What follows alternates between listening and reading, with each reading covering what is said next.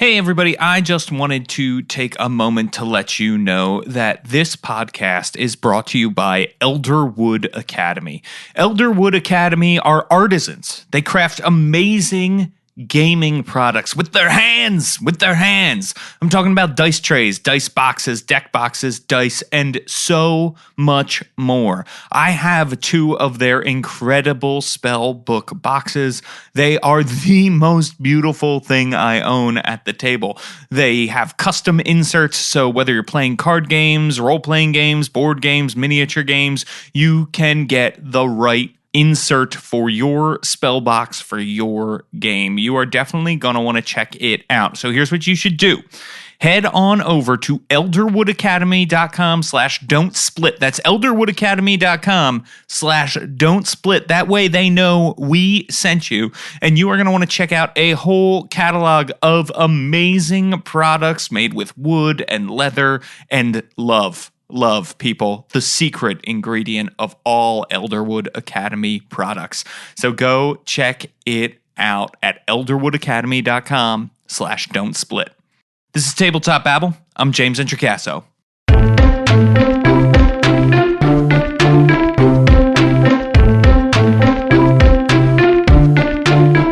Today on the show, we are talking with the one and only incredible Johnn 4. And Johnn has brought a few friends along. That's right. We're talking with Ross and Anthony from 5th edition Team Deathmatch. You may remember Ross has come on to talk about all kinds of deadly things, including PvP, D&D.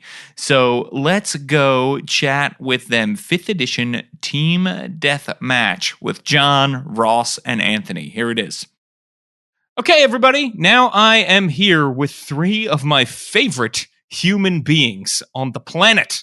Welcome back to Tabletop Babble. Johnn 4, who are you and what do you do in the world of tabletop role-playing games?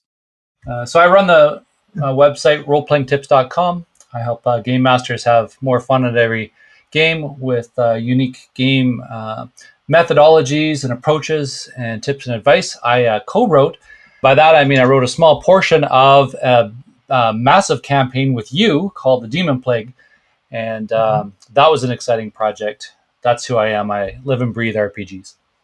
How about you, Ross? Welcome back to Tabletop Babble. Who are you and what do you do in the world of RPGs? Yeah, thanks for having me, James. I'm Ross. I run, I head up Defy Danger or DDE Adventures. We're like a very, very, very small indie press kind of group.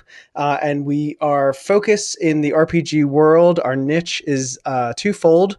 1, we do Death Trap dungeons. And 2, what's more relevant here is we have competitive tabletop games. So we take tabletop role-playing games, which typically don't have a very competitive element, and we create new ways to add that in and kind of get more mileage out of your favorite tabletop games.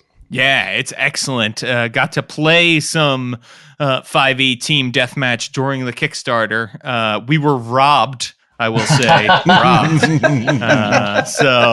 but it was a great time. And Anthony, who are you and what do you do in the world of tabletop role-playing games? Yeah, so thanks for having me, guys. So I work with Ross specifically on the 5th edition Team Deathmatch, and kind of during the day I'm a researcher, and at night I usually geek out to RPGs. Let's dive right in. So Johnn and I are going to co-host this. Johnn, why don't you tell people real quick a little bit about where they can find more of you and what you're doing, since you're jumping in here with me as host. Yeah, sure. Roleplayingtips.com. And what am I doing? Causing havoc, wreaking chaos, initiating mayhem. But I'm not causing any infectious diseases or, I hope, polluting. So hopefully I can get a pass there. There you go. Just your normal chaos demon, not a plague demon. We're going to jump in. We're going to talk a lot about 5th edition Team Deathmatch. But before we get into that, what is 5th edition Team Deathmatch? We should probably define this for the audience in case they don't know. Sure. So 5th edition Team Deathmatch is a set of rules, guidelines, and arenas which is created to cultivate and enhance player versus player combat in Dungeons & Dragons 5th edition.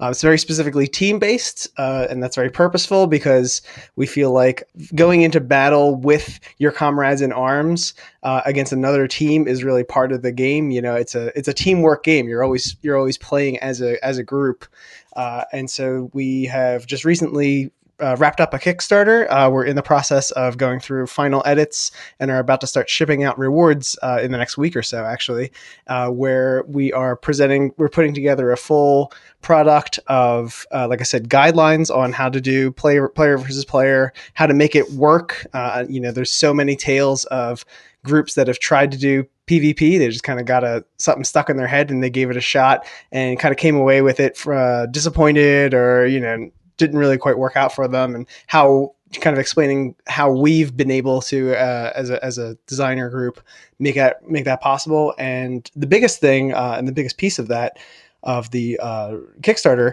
is the 21 arenas that we provide in there. And that's really part and parcel of how you make Deathmatch and player versus player Dungeons & Dragons viable, fun, and a great joy to have.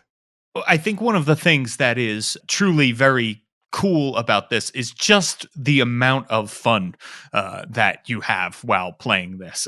There's so much trash talk. It's unavoidable and so much fun, and it moves so fast. You could go through rounds and rounds of this thing, particularly in 5th edition too now.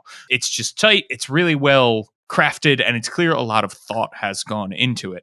One thing that I would love to know is they're putting out tactical maps reincarnated in February. Wizards of the Coast they're taking a bunch of 4th edition maps and sort of re-releasing them. And I think some are from 3rd as well that are, flip mats and that kind of thing. Might be cool to see some PvP rules for those. Maybe pop up on the DM's Guild or something. Just throwing it out there.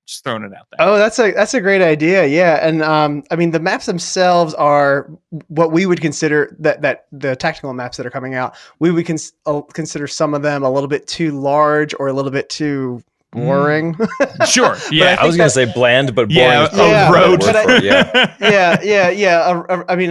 I recognize this. I actually just pulled it up on my browser. I recognize this road very specifically from Keep on the Shadowfell. I'm like, oh yeah, I know this one. Yeah. It's got 3 graves and yeah, exactly. So there's not a lot going on with that, but that said, it does offer a big design space and a gap for where we can step in and produce a expansion pack, as you might say, to be able to enhance these maps and make them more interesting and make them worth playing in a PvP kind of arena.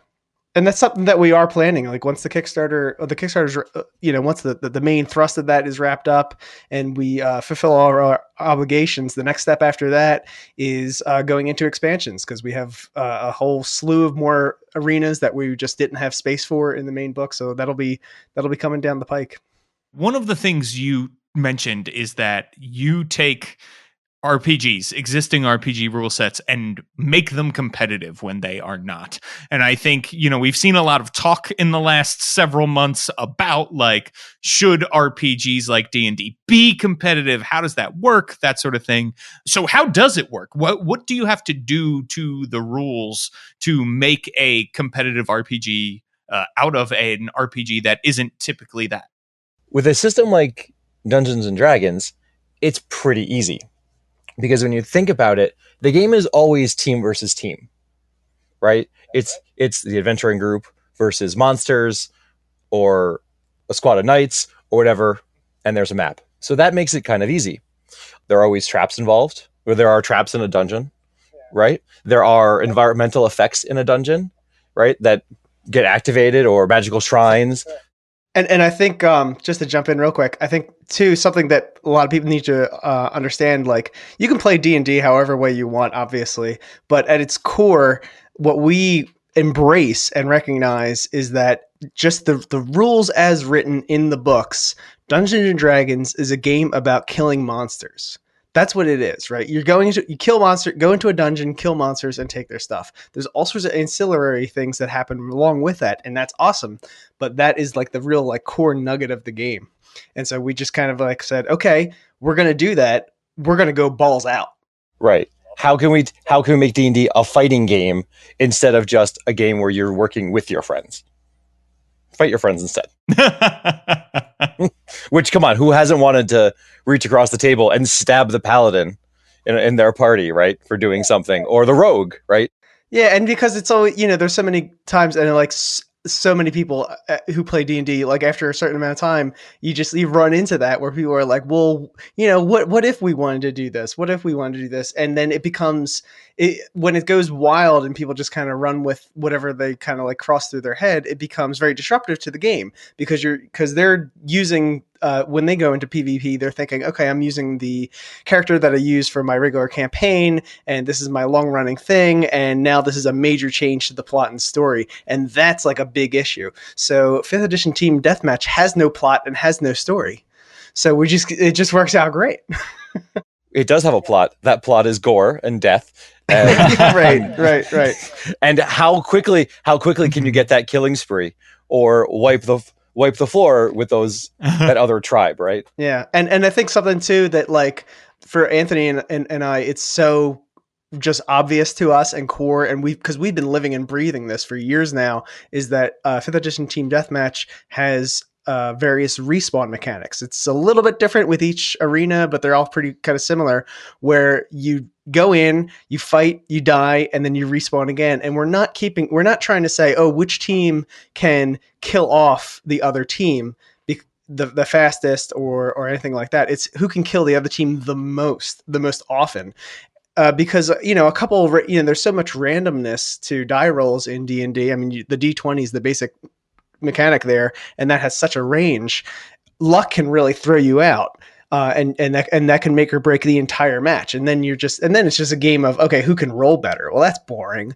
You really need to have the tactics and the strategy in there to make it compelling, like it is. And so the respawn allows you to say, okay, well, if 1 or 2 rounds I had bad luck and I died, that's okay. I'm going to come back, and I'm going to get my chance now that the dice are finally swinging back in my favor to show everyone at the table how awesome of a build and how great of a tactician I'm able to be. Ross mentioned the build, right? And James, you saw a little bit of this probably when you were making your team, but the fun of this is be able to sit down in a rule set that learn everything about it within a slightly different rule set, right? Because there's a couple of additional rules that we play with and on a map, and say, how am I going to personally rule this map as a character? And the fun thing for me as a player, and outside of the arena development and everything else, is how am I going to make the craziest, most exciting character that I'm going to bring into here, and I'm just going to wipe the floor with people, right? Every round, I'm going to have as many attacks as possible. I'm going to do this. I'm going to do that. I'm going to be able to do things that the other team didn't even see coming because they don't know my character build, right? And so when we started going down this route, that's where a lot of the excitement was for people. Is there were 50 emails a day. How are you going to optimize your character? How are we going to do this? How are we going to tackle this? What's the first round going to look like? And then you just get hyped and adrenaline addicted to this idea. Yeah, and it's so compelling because you're not just trying to maximize your character, you're trying to maximize your entire team of 4. And you're not just trying to maximize your entire team of 4, you're trying to use the arenas, which are all bizarre, in the most brutal ways possible. They're really that's where the interest comes in for me, is you have this whole team that are trying to outfight another random team and use the environment and the terrain to your advantage. So, I mean, to give some examples, there's an arena that's called Run. So this is just a unending chain of a small room and a door, and the door has a randomized crazy ass lock on it that you have to try to figure out. It's different skills that you have to unlock it, or different actions that do it, or different methods to unlock it. And if you can get someone from your team can unlock the door and get out of that room first, then it sets off traps within the room behind you after your guys have scuttled out. And so then it becomes, okay, how do we build a team that is able to get past these obstacles the best? So that's not even like the fighting aspect, like the direct, okay, I have a weapon and I'm attacking you, or a spell or whatever. That's secondary to keeping your enemy in the room, getting yourself out, and letting the traps off behind you. The ability to use player versus player combat, and then also to set up player versus environment at the same time and be like, haha, I've now screwed you over and I'm just going to run away is great. Other maps like the Retroverse Arcade have ways where if you can figure out a way to be the most mobile character possible, you will slaughter someone in the first hit after you hit them. And there's capture the flag maps where another kind of style where speed is really key. There's real simple maps where it is just a slugfest. And then there's a ton of arenas where there are very specific points that are worth, that have tactical advantage that you want to get up onto. So one of the ones that we played, and that's available online on our YouTube channel with some good people from the hobby, was on the arena's called the Citadel. So it's this crumbling castle, and there's like lava flowing everywhere, and there's black razor floating around that you can grab and attack people with, and you can run up to the towers, so these very specific control points, and use siege weapons and attack other PCs with ballista and just obliterate them. But then you're in a precarious position because you're at the top of this tower and people can throw you off and blah blah blah. So it's pretty exciting. One of the things that I think is really fascinating are all of these different tournament levels you've designed. How do you decide like what you're going to build? You know what I mean? Like, do you sit down and say, we need to have X number of this kind of map, or do you just say like, this would be cool? What inspires you? Like, where do the ideas for these tournament maps come from? And then where do the custom rules come from as well? Because that's where a lot of the interesting customization comes in, right? Like you said, there's one map with Black Razor floating around. That's not every single map. Correct. Right. Yeah. So like the Citadel is the only one with Black Razor.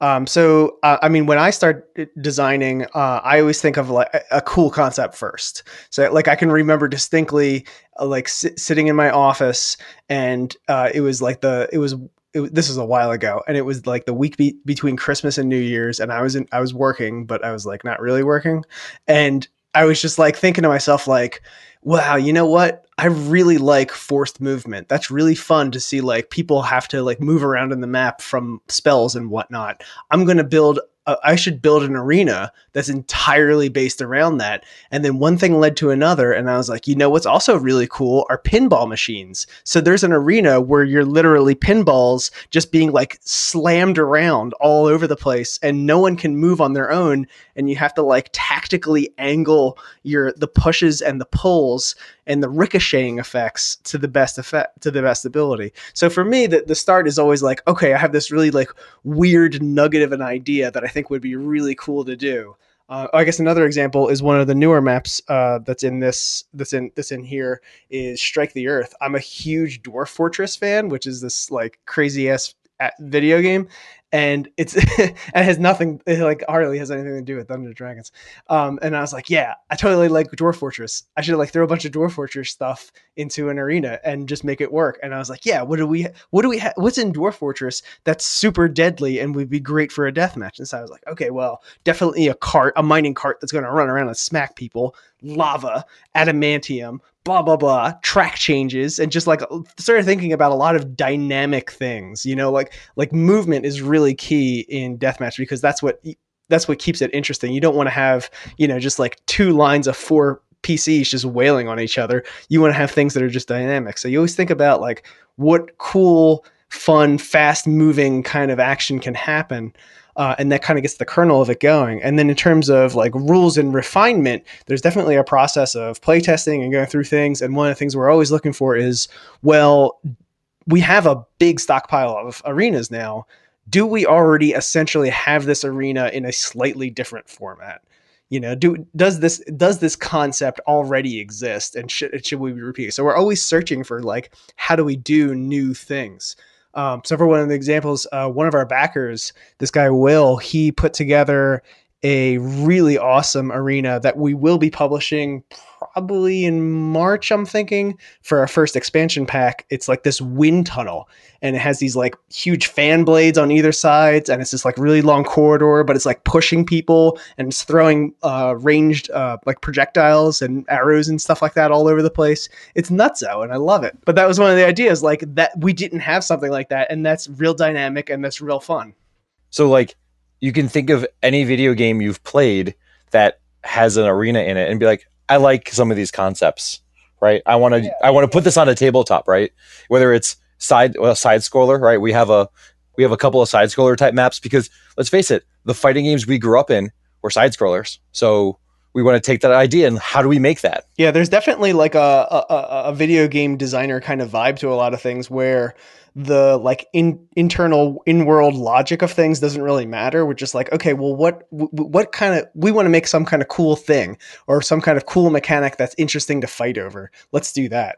Yeah, I think that's really cool. And I think that's a great way to start, right? Start with the what's going to make this fun and then build out the map and the rest of the rules around that. And taking inspiration from video games is huge, you know? Oh, yeah. Like you played on Smash Brothers. Yeah, That's that right. was so fun. Yeah. Oh, that was great. And that's one of our side scrollers too. Yeah. Mm-hmm. Yeah, and it was great because there was this, there was this element of like knocking people off platforms and taking fall damage, but then also, falling yourself and sucking up the fall damage because you knew if you landed on someone, they would take it too. Like, it was great.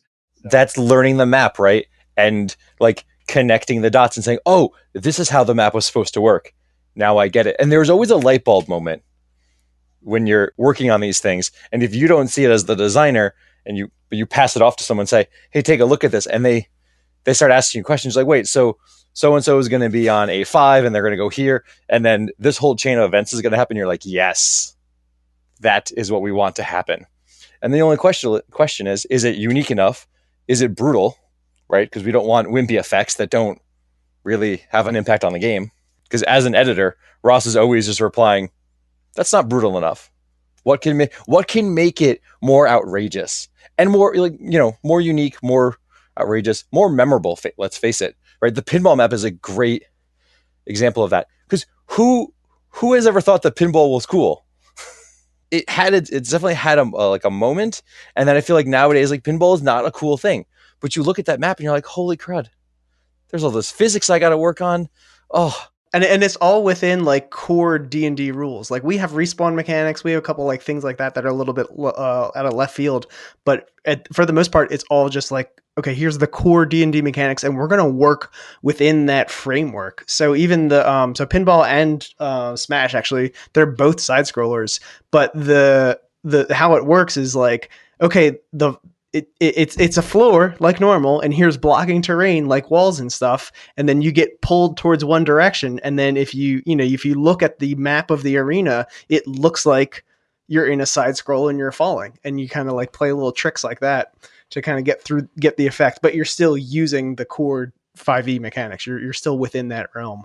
And it's great. If you know 5e, you would be able to sit down and play this game, kind of off the top of your head if you didn't have weeks to prepare for an arena too. Like, that's what makes it great is you could, in theory, right, show up to your local friendly game store, slap a battle mat from this down and say, this is what we're doing tonight. And everybody would have a blast.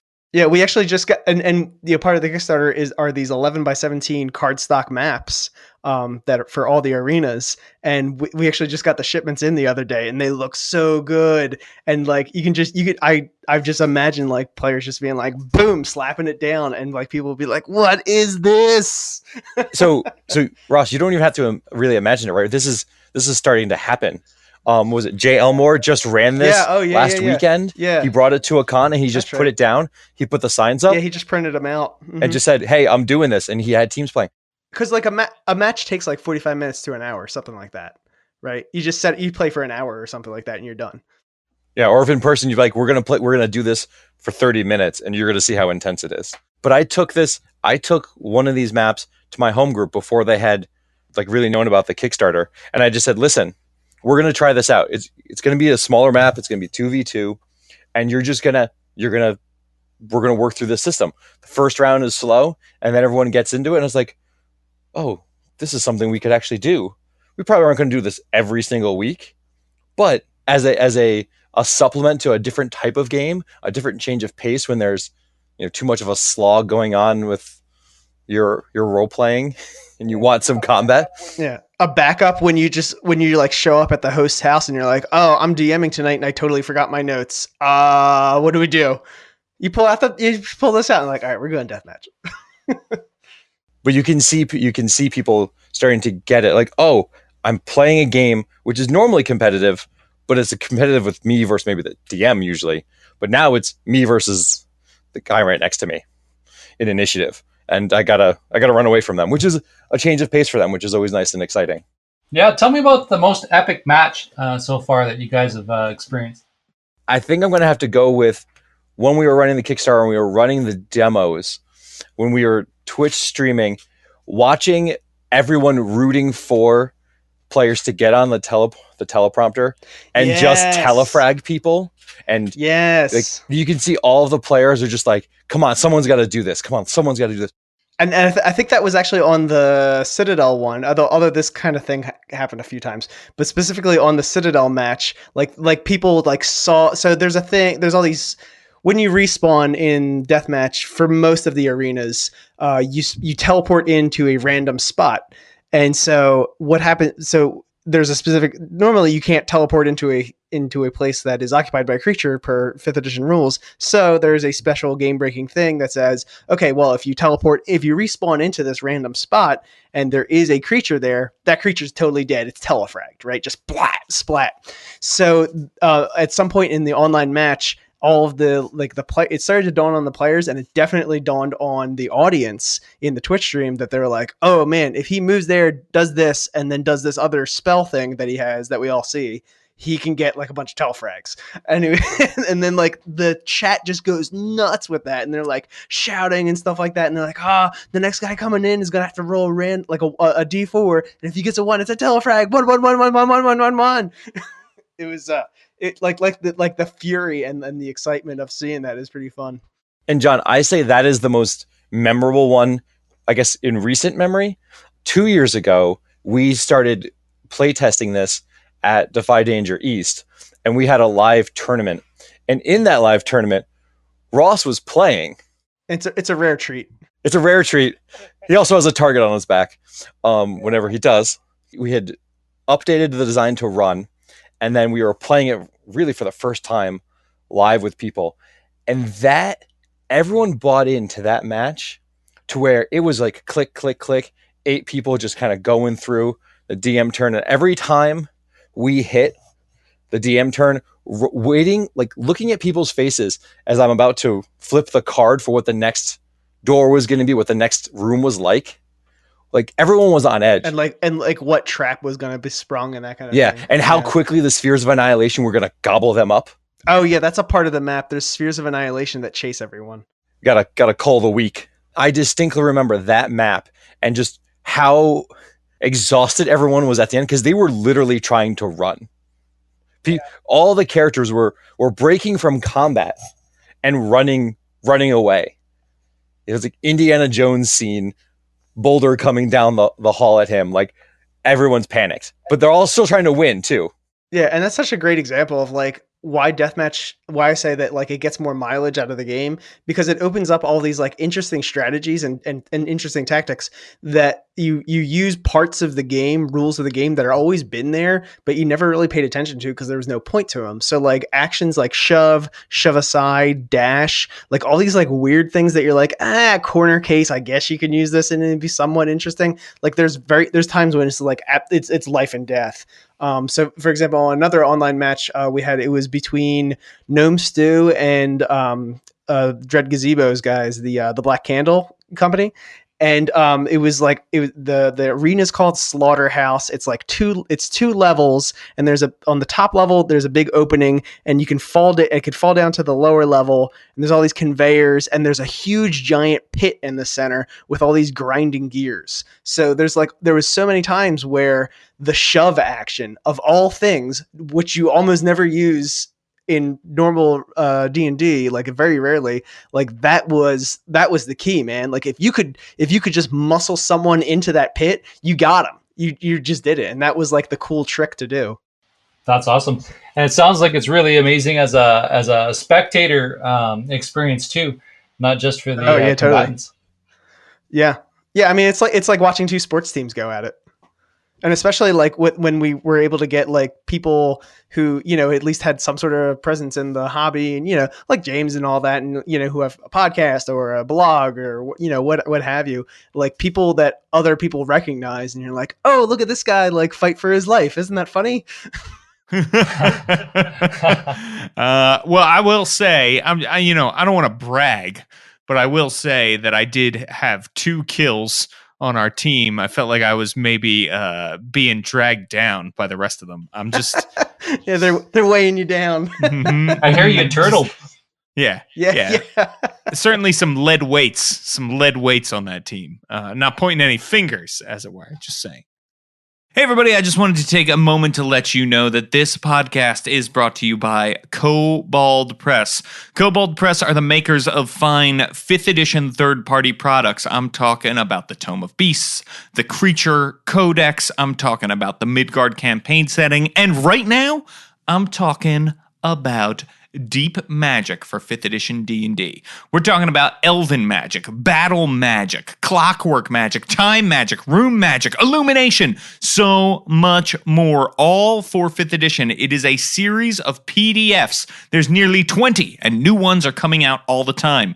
In this series, you'll find those new schools of magic, plus sorceress origins, warlock patrons, feats, spells, magic items, and so much more. All play tested, all for a price you are going to love, and all over at koboldpress.com. Go check out Deep Magic for 5th edition at koboldpress.com and tell them DSPN sent you. All right, back to the show. You guys mentioned teamwork. So, like, what are some of the secrets that you've seen successful teams use? What's some good ideas for teamwork that could even carry over to regular type of RPG play? So probably the most obvious one is, because I feel like it has come up in every conversation I've had with building a team within the Kickstarter and now after, is the Devil's Sight Warlock, where everyone wants to blanket the map in darkness and be the only ones who can see in darkness, so that they've got advantage against everyone. Because with 5e, that advantage mechanic is the saving grace for most people, right? That's the huge boon that really, within the rule set, you can get. People have said, we're going to do a team of 4. We're all going to be warlocks, and we're all going to do this and operate. The sharpshooter, the fighter battlemaster sharpshooter, having a bunch of those guys where you can trade off and give advantage to the next guy to hit a character, or give someone advantage just on their next shot in general. Kind of those trade-offs and working those things together. Those are huge. Yeah, and I think like just like forest for the trees kind of talk, like just the fact that Deathmatch forces you to really talk with your team and really not get yourselves out of your little corners and work together and be cooperative with each other and communicative. Like that's a big thing, and that transcends to any game. And then specifically with Deathmatch, when you're talking about individual exhibition matches, like what we did through the Kickstarter, where it was just like, okay, we're gonna have one match and that's it. Definitely, like these kind of combinations that Anthony was just going through are really strong. And then when you see something like a tournament, which we're going to be running an online tournament starting in like 2 or 3 weeks now. Wow, it's coming up. Where you have to use the same characters through multiple arenas. Then one of the tactics that comes through, and really one of the strategies that comes through, is working together and building a team that can be flexible and that can kind of like absorb anything that kind of comes with them and be a little bit more of a jack of all trades. Yeah. How do you plan for 5 different maps that all have 2 unique rules or 3 unique rules each one that could like dramatically alter how effective your character is? Yeah, like one map, it's all about like just just the examples that we use. One map, it's all about getting out of these trap rooms. One map, it's all about like how fast you can move around a Pac-Man board or how fast you can get a flag. Another one, it's more of a like straight up slugfest with other things going on. Like when you have multiple arenas like that in a tournament, you gotta like it's crazy like trying to puzzle out how you can beat that, and you just gotta like trust with your other teammates and be like, look, I want to think we should do this. What do you think? And then just go back and forth and hash it out. And even more than the straight up mechanics of it, the thing that I see all the time is that the teams who talk to each other more know each other better, obviously, and they play better, and they know how to set each other up in positive ways when the game's going on. So that's more on the tactical level. Like, even if you come in with like, if you need to come in with like a decent character build, but if the other team can outbuild you in the character builder, but you can at least do pretty decent, if you know your friends better and you've like worked together and you communicate better with each other, you're going to beat them because you're going to be able to help each other out. And that's how you win. Speaking of winners, I took a couple of questions from Twitter, and John Green, who is a cheater, but also a winner, one of the turtles, as it were, wanted to know, how do you feel the tactic / luck / strategy balanced changed? How do you feel that all of that changed in the migration from 4th edition Team Deathmatch to 5th edition Team Deathmatch? And I think that's a great question because 4th and 5th are, very different in some respects. And so I'm wondering, what changes did you make? And also, in addition, like, what did you learn in the 4th edition version of this that you brought over to the 5th? In 4th edition, you had multiple defenses, and everyone always had a weak defense, right? So when you had when the fighter builds, the fighter, the barbarian, whatever, they had high AC, a strong fortitude, but they had no reflex, or they had a very terrible will defense, right? Those were important to know. But now, saving throws kind of take a back seat.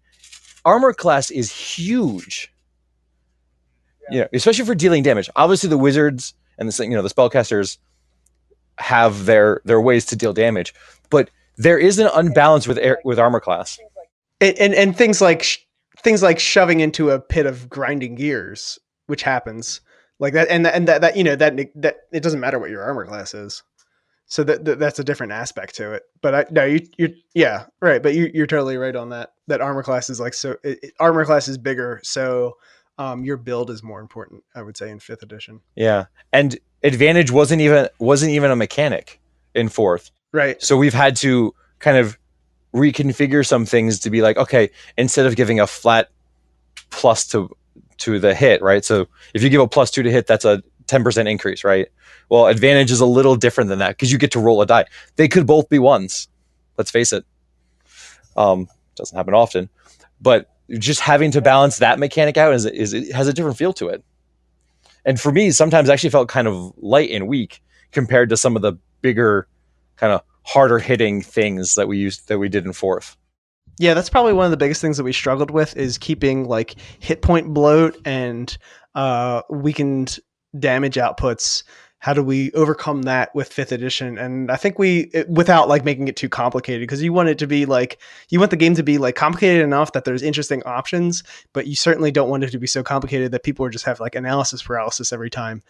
So I think we did a pretty good job of like threading that needle very lightly and getting in there. One of the things that, on the design side, really struck out for me in going from 4th to 5th, and this is probably going to be a no surprise to anyone, was of course nailing down specific rules, because it's competitive and like everyone's amped up about it. So like you can't just be like on the fly making some BS up like you would in your normal game. Like it needs to be like, oh no, this is the official rule on how you handle this exact scenario and situation. So Jeremy Crawford, thank you, buddy.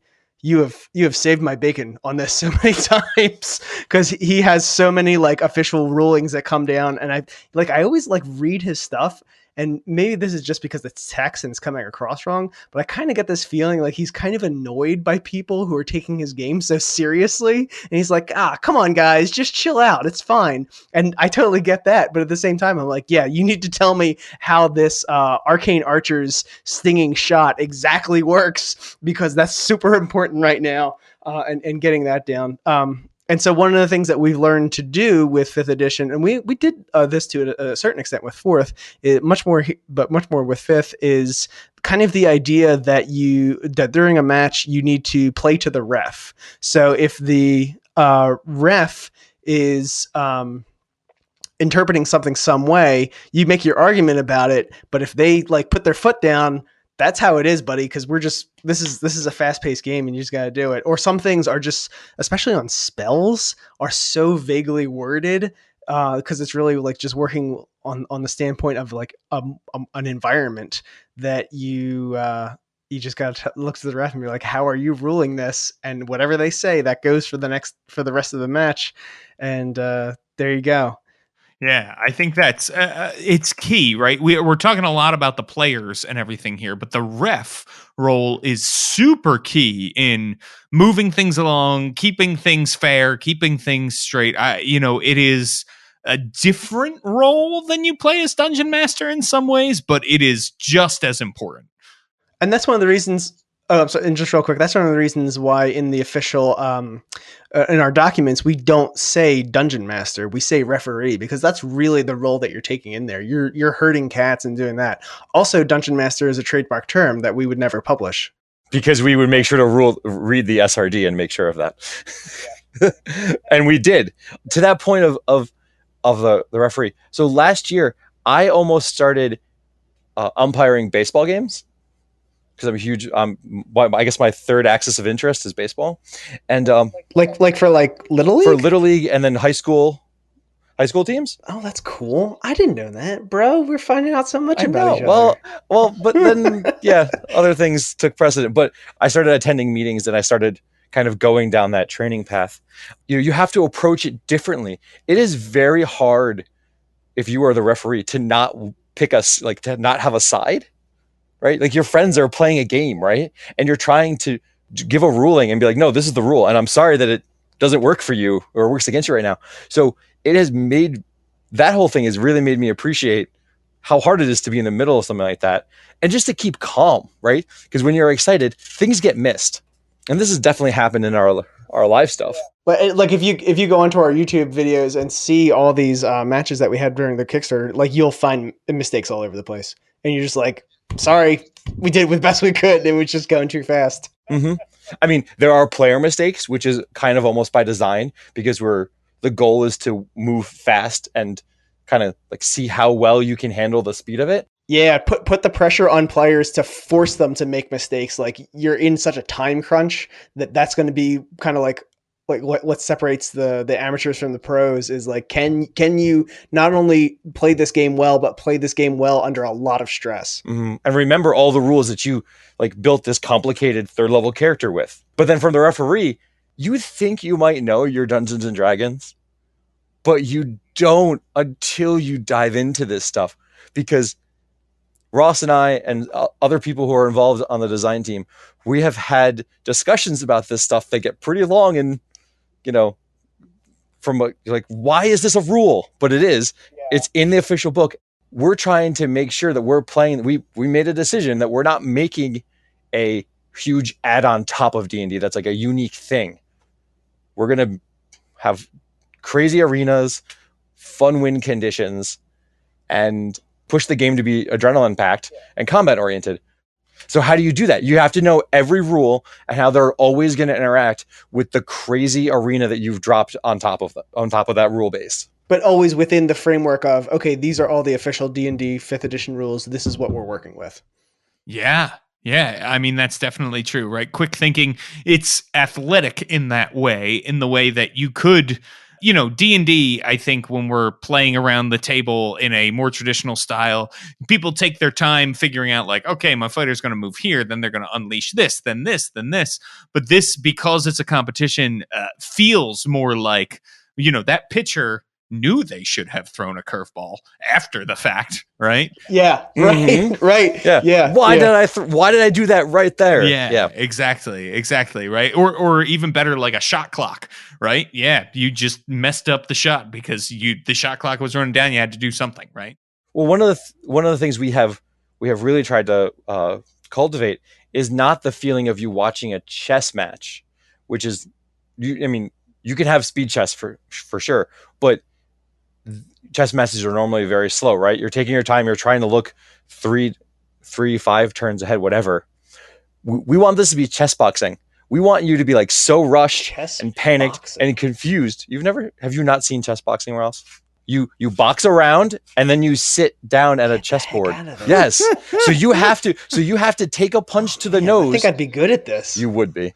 You have to take a punch to the nose and then you have to sit down and remember what you were doing. And that's the speed and adrenaline of a deathmatch live. Man, I think I'm falling in love. Oh, this is going to be a whole new thing now. I love it. But there needs to be downtime after an in-person match. Yeah. Oh, yeah, man. There's got to be like a round of shots. Especially if you lost. Yeah, you need like decompression time in between. Yeah. The championship match for the Defy Danger tournament was almost like watching a World Cup match, like a soccer match. Oh, totally. Because there's everyone like looking around shouting. Yeah. Yeah. Because at that point, all the people, because we had 6 teams. Yes. Yes. We had 6 teams. So 4 people a team, you do the math. All those people are huddled around watching 3 other teams have a 3-way match against us. And it was pretty crazy to do with that many people crowded around, and you're trying not to make a stupid mistake. Yeah. Yeah. Because now you're like, oh, everyone's watching me too. Hey, you guys mentioned the rules. So just out of curiosity, what actions did you take to kind of master the rules, especially when the new edition came out and it was brand new to you? I mean, I would say 5th edition's been out for a while, although like I've been, I personally have been a little slow to adopt it. And it's just, it was part of the Kickstarter and part of getting this project ported over into 5th edition, which has been like in progress for a long time, was just forcing ourselves to just go through the rules all the time and play out all of these arenas and then have a chance to stop ourselves while we're playing out these arenas and doing playtesting and be like, oh, whoa, I'm thinking of something different that doesn't actually work that way. And that kind of stuff. And just so Brendan, who wasn't able to make the show tonight, he had an emergency. He's been the champion of really enforcing the rules and just being like a miser about it. And so he's all the time he goes over to the official Twitter feed for Jeremy Crawford and for Mike Marles and for all the D&D designers and stuff like that. Is always like keeping an eye out for weird things like that. Up on all the message boards and Reddit and yada yada yada, just seeing what kind of weird rules corner cases that people are experiencing out there in the world, because there's hundreds of thousands of games being played all the time, so people are just going through the rules and finding out weird stuff. And so just keeping eyes out and researching what kind of mistakes and misinterpretations and that sort of thing that are hanging up those people, and seeing how well we should be keeping an eye out for that. From a referee standpoint and from a design team standpoint, I've always been a DM or a GM, just kind of where I intend to fall in my group of friends. So when we were just when I knew that this might be a thing and the new rules came out and they were settled, because that's one of the important parts here, right? Is that the rules needed to settle for a little bit, so that there started to be all these answers to questions people had as they came up. I started working in deathmatch-like elements to combats in my home games. I don't run Adventurers League. I usually I do a lot of improv, but with a lot of skeletal planning on top of it. But I wanted to make sure that I could see how things would work together, in short combats. This is going to be a 5-minute thing, or this is going to be a 5-round kind of combat. I'm going to add in new things. I'm going to make players run through different scenarios so I could see how the rules were working together. Then when we start designing deathmatch, and it's like, well, now I kind of know what's too deadly. And I think Wizards is starting to realize that, because some of the newer techs have, kind of severe damage and light damage kind of ranges now, which was missing early on. Definitely took a little while to be like, okay, where really are these, right? And figuring that out. So the playtest in many ways continues for 5th edition, which is really interesting to watch. Which hopefully means that it'll be around for a while. They kind of retooled on 4, and then kind of just dropped it. That makes sense. Yeah. So, what elements go into a great arena map, or What kind of learnings have you had from the maps that you've designed that would help other people design great maps in the future? Yeah, step one, your map is too big. Like everyone makes these huge ass maps because they're used to like designing for like normal dungeons, and I'm like, whoa, whoa, whoa, whoa, whoa, you gotta crank that way, way, way in. Not to go off on too much of a tangent, but there was, a competitive Dungeons and Dragons streaming kind of event that was happening actually coincidentally right around when our Kickstarter was going. And remember, at least the first maps that they were using, it was more in the traditional like, oh, okay, here's a Dungeons and Dragons map, let's use it. And it was just massive because every single turn that you take needs to be full of blood and guts, right? So you need to be like move and be able to do something like really significant and punishing. And so when you have something that's really large, like, so I'm talking about in the range of like, if your map is more than 80-ish feet long in any direction, then you got to start thinking like, okay, this is getting close to the edge. And that's something that takes a lot of people a lot to swallow. So most, but not all of our maps and arenas for where we're at right now can at 1-inch squares can fit on an 11 by 17 one-sided. There's a couple that need two, and then they have a lot of them have special rules to like kind of mitigate the distances. But yeah, they fit on 11 by 17, and that's all. Anything if you go much more than that, then it's going to quickly slog down and become boring. You want to keep it tight. You want to keep it close. I know I did a PvP thing over the summer with a group of people at a convention, and that was part of the problem. Our map was too big, and we started out on opposite ends, and it was like, oh, we're spending 3 turns just getting to each other. This is not fun. It's like playing Doom without any monsters. You're like, oh, this is boring. Yeah, exactly. Or everyone's hiding while you're playing Halo. It's like where I'm supposed to be shooting, yeah, there right? You go. Yeah. Because even some of the Halo maps I recall from the first game were massive, and you would just run around. And if you didn't have a full game worth of people, especially online, oh, forget about it. Yeah, that actually that reminds me. That's totally when I first started doing Deathmatch, where the thought process came from was like, so back in the 90s, I used to do a lot of Doom modding and like making little like Doom wads and stuff like that all the time. And when you make one that is intended for single player versus one that a map that is intended for multiplayer for deathmatch, you notice I'm using all the same terms here. Like the design process is wildly different. So a deathmatch map is like so just much more focused and tight, and like every single inch counts everywhere. Like and that's true for Dungeons and Dragons deathmatch, where every single square is important, and you got to think like, okay, what is the function of this 5-foot square? Like, why is it here? Can someone go here and to get a flank? Can someone go here and to get away from being pinned against the melee attacker? Can someone go over here and get some sort of boon? Like, the map is small, but it requires a huge amount of focus on every single aspect of it. And the pinball map is a great example of that, because you move a bumper up or down one square, and it radically changes how people can move about the map, right? And how tightly packed they are, especially on a map like that restricts movement and has altered the movement mechanic so dramatically. For me, when it comes to the designing and sitting down to design, it's theme first, and then you probably have you either have too few things that make your map special, or you have too many of them. Because we want these things to run tight and quickly. You want to be chugging along. If there are too many things happening, especially on the referee's turn, on that initiative 0, it changes how it's supposed to play. So you have to sit down and say, is this going to break the map? Is this going to slog it down at every turn? Yeah, and kind of related to that too, something I see often.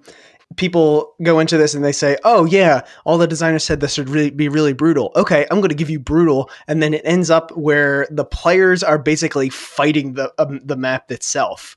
It's an interesting dance that you have to do, where you want to have the environment of the arena be there as a dangerous weapon that players can use to their advantage against their enemies, as opposed to something that they're just always struggling against and that is keeping them down. So you kind of think about, or at least I kind of think about the arena as every aspect of it is some sort of tool that you can use to benefit yourself. So either that's like a straight up benefit that's in the map that you can get, or that's some sort of hazardous terrain or trap or something that damages that you can find a way to use that against your enemies. Right. There's lava on a bunch of maps. There are acid pits on maps. And we have to kind of stop ourselves from saying, well, the lava should burn you alive instantly. But because we want people fighting in it. So yeah. Well, sometimes that's appropriate. Sometimes it's appropriate, but you have to decide when it's appropriate. And you can't have everyone on a tightrope where if they fall off, it's auto death. Yeah, because then it's too capricious. It's just like, okay, now it's just randomized. Like you need to be able to have it. It's tough. It's hard to give real cut and dry answers on that, and a lot of it is just like you need to experience this and see what's already been out there and what's been played for years and years now, and see where we found what works, and then you can take that and make your own spin off of it. I mean, this is super, super fun. We are running out of time here, but before we go, one last question for both of you, which is, what tips do you have for people who are going into 5th edition Team Deathmatch? What tip do you have for them? Like your number one, or, you can give a couple if they're fast. So let's go around. Whoever wants to go first is good with me. Cool. I'll just jump in. I'll say the number one tip is just to not get hung up on things, not to overthink, and just go with your gut. And I guess my number two tip is find ways to do forced movement. Push, pull, slide. Like that is your friend in so many arenas. And and that's purposeful to kind of like generate fun, tactical, dynamic combats. So look for those kind of things. Yeah, I'll go with make characters that use the map the way the map is supposed to be intended. So read the rules for the map, learn them, ask questions about it, and then in your head with your own knowledge of the game, which maybe at varying different levels of it, use that to be like, how am I going to get to that? Right? If there's an item spawn point, how do I get there? What do I want from that? How am I going to change that minecart so I can smash into people? How am I going to use the Iron Lich Golem against the other team? That sort of stuff, right? Yeah. So play the game and try to be smarter and do those mental gymnastics so that you can win the game by being literally smarter. Not even necessarily having the better build. You could come with a suboptimal build that doesn't have a high AC and all these hit points and deals 25 damage. If your character can master the map. Love it. Love it. Well, gentlemen, that is going to do it for this episode of Tabletop Babble. But before we go, let's go around the table. Let people know where they can find you. John, where can people find you? Roleplayingtips.com. 24 hours a day, 7 days a week, like they used to advertise the internet in the 1990s. John lives in a website. Where can people find you, Ross? So you can get me on Twitter at @CStephenRoss, and then you can get to our website where we have all of our products all listed together at defydanger.com. And then on Tuesday, February 5th, we're going to be publishing out the digital PDF version of 5th edition Deathmatch. And then that will finally allow all of the people who missed the Kickstarter to be able to sign up and join in on the fun, soon to be followed by online league play. Excellent. Online league play. I like to hear that. Where can people find you, Anthony? So through gaming, all my gaming stuff I usually do via Twitter. So you can find me at DeuceDM, as in DEUCEDM. I know it's such an original name, but that's where you can find me the most. Otherwise, you will have to come to my lab. You can also get a hold of either of us on Twitter at DDE Adventures. Well, thank you all so much for joining me today on Tabletop Babble. Yeah, thanks for having us. This is fun to talk. It's a great interview. I always love having that crew on. Look forward to more me and John 4 chats. They're coming soon. You know, people, Tabletop Babble could use your help growing. Head on over to iTunes and leave us a 5-star review.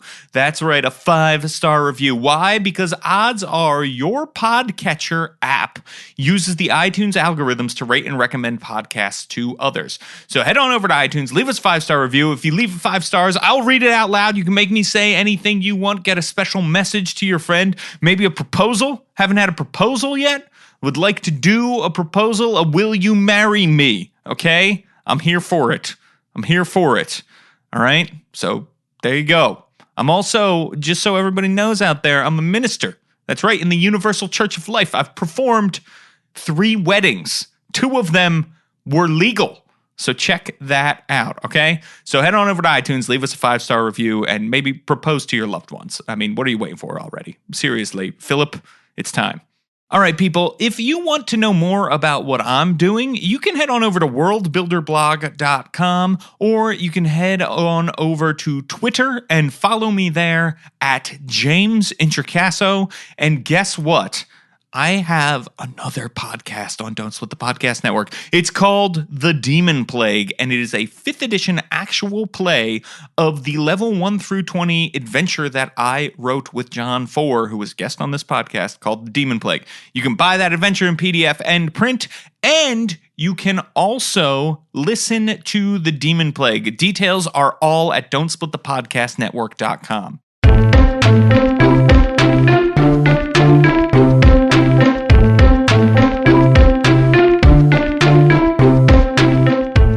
Tabletop Babble is a show on the Don't Split the Podcast Network. Thanks to Rudy Basso for founding it with me. Our theme music, which you're listening to right now, is provided by Battle Bards. Don't forget, RPGs are like sex.